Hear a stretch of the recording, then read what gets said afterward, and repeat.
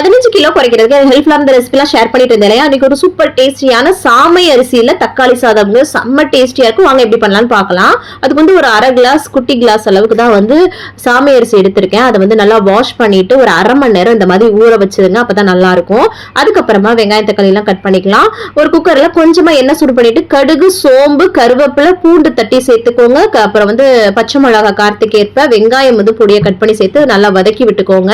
அதுக்கப்புறம் தக்காளி கொஞ்சம் கூடுதலா போட்டு உப்பு போட்டு நம்ம எப்பவும் போல நல்லா வந்து வதக்கிக்கலாம். கொஞ்சம் அடிப்பிடிக்கிற மாதிரி தான் இருக்கும், எண்ணெய் கம்மியா இருக்கனால ஸ்லோ ஃபிளேம்ல வச்சுக்கோங்க.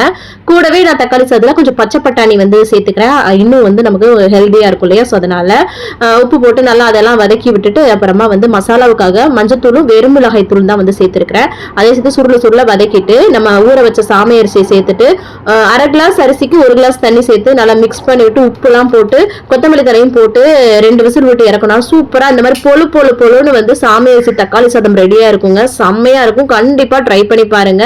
இந்த மாதிரி ரெசிபிஸ்க்கு நம்ம சேனலை சப்ஸ்கிரைப் பண்ணி சப்போர்ட் பண்ணுங்க. தேங்க்ஸ் ஃபார் வாட்சிங். நாளைக்கு பார்க்கலாம். பாய்.